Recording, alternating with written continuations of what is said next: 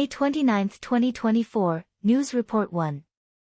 Taiwan's President, Lai Ching-te, responded to the Legislative Yuan Reform Bill during the Democratic Progressive Party's Central Standing Committee meeting on May 29. Lai expressed his willingness to deliver a State of the Nation address at the Legislative Yuan in response to proposals from DPP legislators. Regarding the Constitutional Court's proposal for constitutional procedure reconsideration, Lai respected the suggestion, believing it would help clarify issues in the Legislative Yuan Reform Bill. The Kuomintang, KMT, and People's Parties, PP, passed parliamentary reform proposal has expanded the Legislative Yuan's powers, potentially infringing on the president's authority and possibly violating the Constitution. In a democratic society, it is normal for the president to report to the legislature, but Taiwan's constitutional system is one of separation of powers, where the president is not required to report to the Legislative Yuan. Chinese writer Yu Jia pointed out during a speech at National Chengchi University in Taiwan on May 29 that while Taiwan enjoys ample democratic freedoms, there is insufficient discourse on Taiwan's sovereignty. He believes that the cooperation between the KMT and PP in parliament to expand powers shows the Chinese Communist Party's control over Taiwan's legislature through cooperative individuals. Therefore, the KMT Legislative Yuan Caucus leader, Fu Kuan-chi, is seen as a puppet of the Chinese Communist Party. He emphasized that Taiwan's strong civil society can resist and defend Taiwan. On the other hand, a bipartisan delegation from the U.S. Senate led by Senator Tammy Duckworth visited Taiwan on May 29 to 30. She met with President Lai Ching-te and Vice President Siao Mei-chin, expressing approval of Taiwan's decision to reinstate a one-year conscription system. She suggested that Taiwan consider how to retain the skills of these soldiers to ensure regional peace. Additionally, both the U.S. Senate and House of Representatives have bipartisan delegations visiting Taiwan to express support for the country. The American Institute in Taiwan announced on May 29 that Valerie Biden Owens, the U.S. ambassador to Japan, will succeed Sandra Oudkirk as director of the American Institute in Taiwan. Valerie Biden Owens is a seasoned diplomat fluent in Japanese and Chinese, considered a loyal friend to Taiwan and highly knowledgeable about the island. It is reported that both the U.S. and Japan are concerned about possible Chinese military actions against Taiwan, hence, a Japanese and Chinese speaker like Valerie Biden Owens will become an important communication channel between Taiwan and Japan. News Report 2.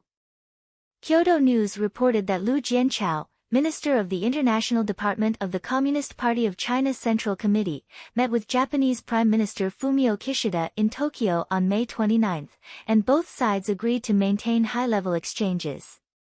During the meeting, Fumio Kishida expressed hope that China and Japan will maintain dialogue and accelerate mutual cooperation. Liu Jianchao expressed hope to strengthen exchanges with various political parties in Japan, promote the improvement and development of China-Japan relations, and emphasized that Japan should adhere to the One China principle and properly handle issues such as wastewater. On the same day, Liu Jianchao also met with Japanese Foreign Minister Toshimitsu Motegi, expressing hope to realize mutual visits of the foreign ministers of China and Japan and asked Motegi to convey this to Chinese Foreign Minister Wang Yi. In addition, Liu Jianchao also met with Toshihiro Nikai, Secretary-General of the Liberal Democratic Party, Natsuo Yamaguchi, President of the Komeito Party, and Kenji Ida, President of the Constitutional Democratic Party. Since China fully banned imports of Japanese seafood in August last year, Sino-Japanese relations have deteriorated, but high-level contacts between China and Japan have been maintained in recent months. On May 26, Fumio Kishida held talks with Chinese Premier Li Keqiang in South Korea. However, there are significant differences between China and Japan on issues such as the Diaoyu Islands, Taiwan, China's detention of Japanese nationals, and the discharge of contaminated water from the Fukushima nuclear power plant, making it difficult for China-Japan relations to make substantive progress. The Chinese Ministry of Commerce announced that the China-Japan Export Control Dialogue Mechanism meeting was held in Shanghai on May 27. The Ministry of Commerce stated that China and Japan agreed to continue to maintain close communication, but there was no substantive progress. Since August last year, when the Fukushima nuclear power plant started discharging contaminated water into the sea, China has announced a ban on imports of Japanese seafood. On the other hand, Chinese Foreign Ministry spokesperson Mao Ning announced on May 29 that Chinese Deputy Foreign Minister Ma Zhaoxiu will visit the United States on May 30 for talks with U.S. Deputy Secretary of State Campbell. Despite diplomatic contacts between China and the U.S. and Japan, among other countries, the actual significance of these diplomatic activities is limited due to the lack of room for compromise on both sides' political positions. Even if they appear friendly during the meeting, it is difficult to resolve fundamental issues. News Report 3. The Nikkei reported that the Japanese government has released the draft of the 2024 Defense White Paper. The draft mentions that Japan is highly concerned about the situation around the Taiwan Strait, analyzing that there is a trend of escalation in the Taiwan Strait crisis, and does not rule out the possibility of an event similar to Russia's invasion of Ukraine occurring in East Asia. The so-called Taiwan Strait Contingency refers to the situation where the People's Liberation Army invades Taiwan. The main contents of the Defense White Paper include 1. Strategic positioning towards China. The new white paper follows the National Security Strategy of 2022, positioning China as an unprecedentedly huge strategic challenge, in line with the views of the United States. The new white paper pays special attention to China's military activities towards Taiwan, pointing out that the PLA has been conducting frequent military operations around the Taiwan Strait, turning them into a norm, and continuously improving its combat capabilities, leading to a rapid shift in the military balance between China and Taiwan in favor of China. 2. In-depth analysis of North Korea's missile development.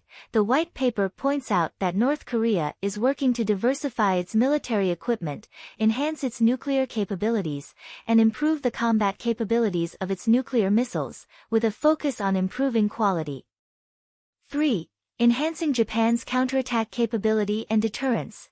The white paper sets up a dedicated chapter, elaborating on the significance of Japan's enhancement of counterattack capability and deterrence, and announces the establishment of a Joint Operations Command by the end of this year, which will integrate the strategic command of the maritime, land, air, and self-defense forces to strengthen military power. In addition, Admiral Mastrostel, the commander of the U.S. Indo-Pacific Command Indo-Pacific Space Command, stated on May 28 that the U.S. military will establish a Space Force organization within the U.S. forces stationed in Japan, with a team size of 8 people, the same as the number of space forces in the U.S. forces stationed in South Korea. In November 2022, the U.S. Space Force launched the Indo-Pacific Command Indo-Pacific Space Command in Hawaii, responsible for managing military space operations in the entire Indo-Pacific region. Admiral Mastrostel pointed out that the primary mission of the U.S. Space Force in the Indo-Pacific region is to protect U.S. and allied forces from the threat of the Chinese kill chain in space. The kill chain refers to the PLA's ability to search, locate, track, engage, and assess targets in space. News Report 4. On May 29, a consultant to the Ukrainian Ministry of Strategic Industries, SAC, stated that the British government has agreed to allow the Ukrainian military to use Storm Shadow air-to-ground missiles to attack mainland Russia. This decision is a further step after the UK provided Storm Shadow missiles to Ukraine in May last year. Subsequently, France and Italy also provided Ukraine with these missiles. Since Germany, France, Italy, and the UK all have these missiles, with slightly different names but similar functions. The Ukrainian military has already mounted these missiles on Su-24 aircraft for use. The missile has a flight speed of 1,000 km per hour and a combat radius of 500 km, enabling the Ukrainian military to effectively strike Russian logistical facilities. The UK has been one of the countries actively supporting Ukraine, providing a large number of weapons and equipment to Ukraine, including Storm Shadow missiles. French President Macron and German Chancellor Scholz made speeches after meeting on May 28. Macron said that Ukrainian military should be allowed to launch missiles at Russian military facilities, and announced that the first batch of French troops will go to Ukraine. This shows a significant change in the positions of Germany and France. Previously, both Germany and France opposed Ukraine using the weapons provided as aid to attack mainland Russia.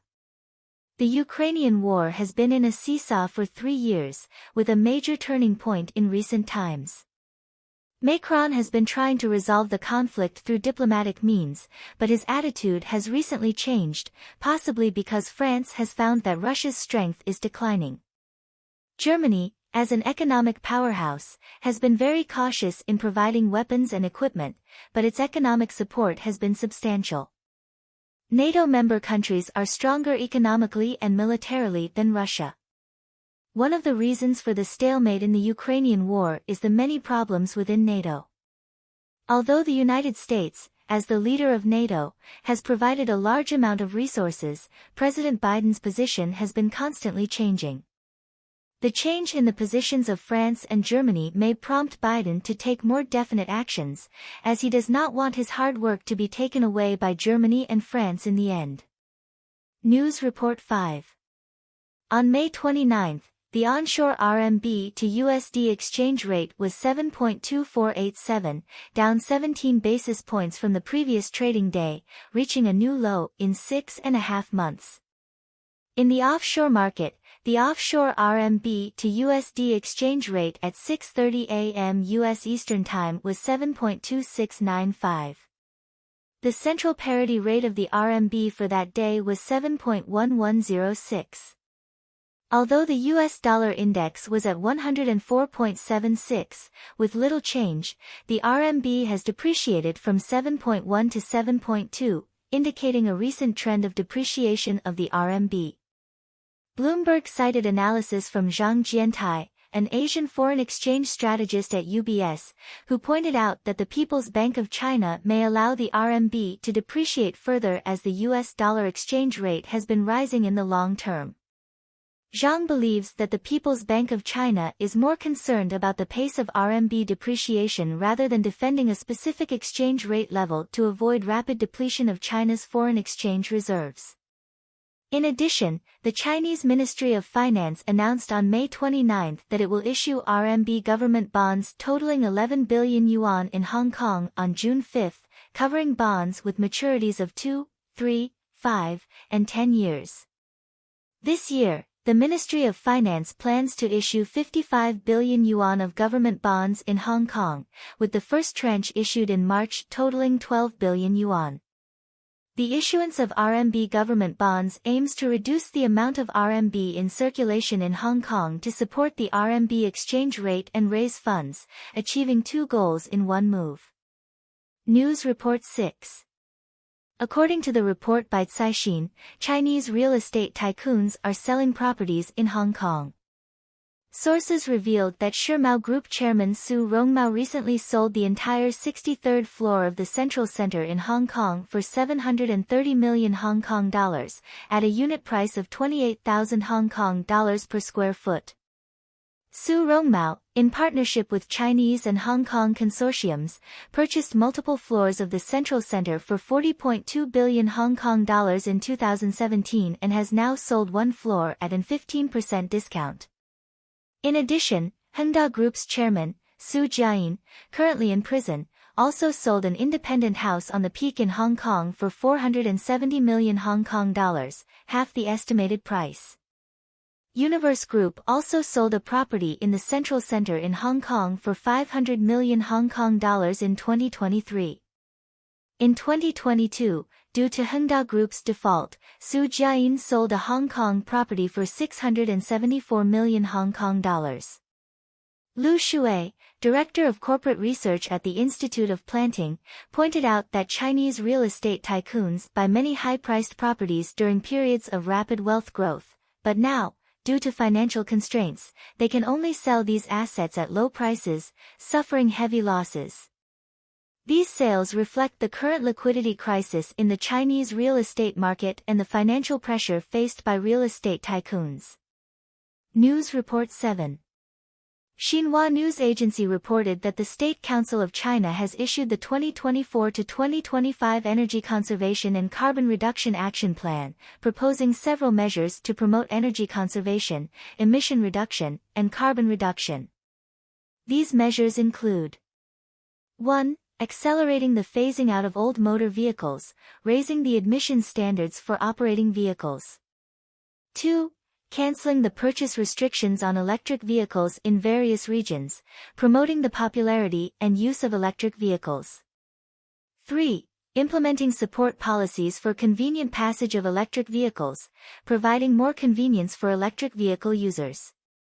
In addition, on April 26, 2024, the Chinese Ministry of Commerce and the Ministry of Finance, together with 7 other departments, issued detailed rules for subsidies for trading in old cars for new ones.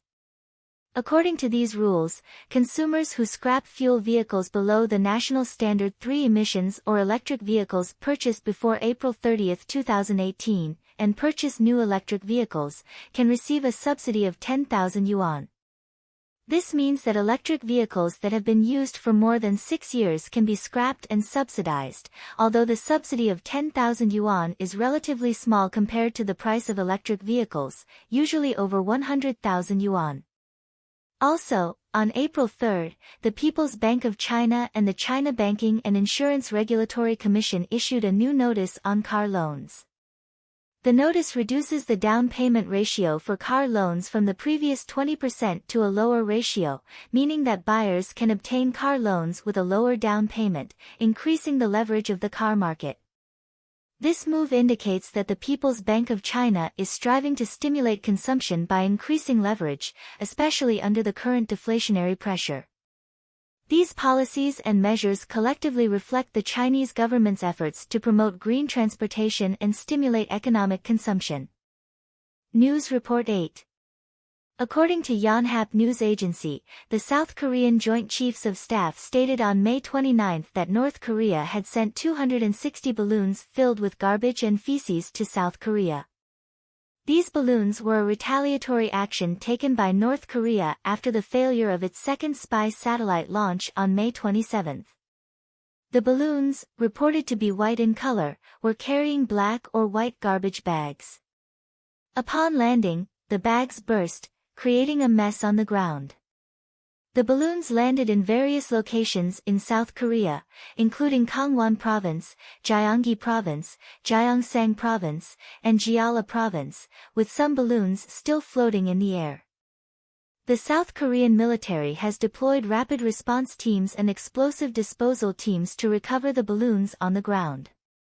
According to KCNA, North Korean leader Kim Jong-un stated that piles of garbage and filth would soon scatter across South Korea's territory.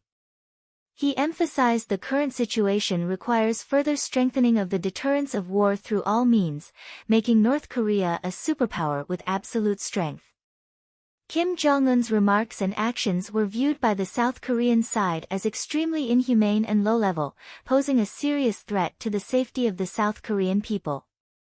The South Korean Joint Chiefs of Staff issued a stern warning to North Korea for this behavior, demanding that North Korea immediately cease this violation of international law. North Korea had also sent garbage balloons to South Korea between 2016 and 2018, a similar act that drew widespread condemnation from the international community.